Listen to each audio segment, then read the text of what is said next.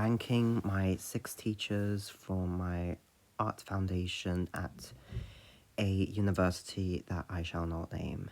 Actually, this list isn't even ranked properly, it's just ranked on how much I want to talk about them. For number 6, we have this woman I shall call Megan. She did illustration for fashion, I think. But she was still involved in my class. My class was to do with like designing of posters or graphics or mugs. Teaching wise, she was, I think, a 7 out of 10. She was strict, and I like strict teachers. They get to the point. I didn't see her very often, so she only gets a 7 out of 10 in terms of likability. Next, we have Patricia. She was Greek. There's nothing else to say about her. Sorry, 7 out of 10, I guess, and everything.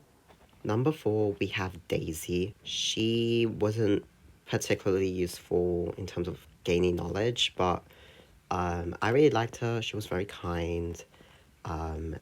Always brought in knitted garments to wear. She always had a knitted cap or scarf, and I'm assuming she'd made them herself. She gets a 4 out of 10 in terms of teaching, but an 8 out of 10 in likability.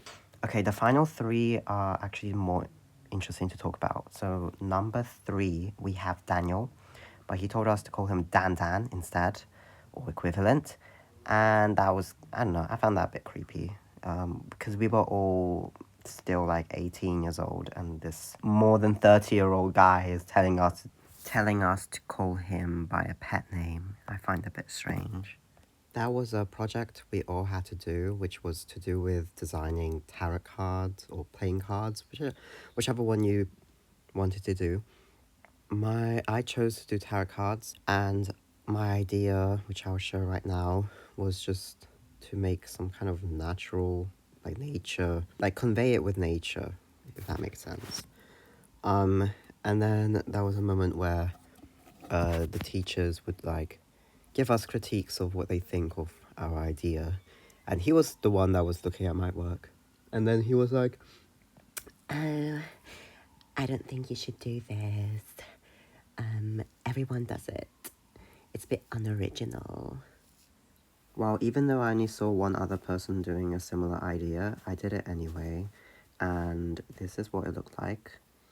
The Daisy teacher I mentioned before, and an upcoming guy I'm going to talk about, they actually gave me good feedback. It's just this Dan guy didn't. He just didn't like it. Okay. Teaching wise, 5 out of 10. Likability, 2 out of 10. Next up, number 2 is this amazing person. His name was Thomas. He was from America. He was from New York, I think. And he was just amazing. He gave feedback, criticism, sure, but it was always constructive, always on how we could improve, what artists we could look at for inspiration, how something might work or something might not work. It was amazing. He was my favorite teacher there. I hope he's doing amazing in life, and I hope he gets better co-workers. I don't know. Everyone liked him, and he also did this really funny thing where he would call us. He would say, "What up, TV land?" Because I don't really get it, to be honest. I don't know why he said that, but it was nice. I rate his teaching 10 out of 10, and likability 100 out of 10. The final one is technically was not a great person, but I still saved her best for last, because I have a lot to say about, I guess. So yeah, number 1 was a woman named Amy. When I first met her, she was quite nice, okay? She was friendly, respectful. She was one of those people that really want to get to know a person with their preferences before they even have a conversation.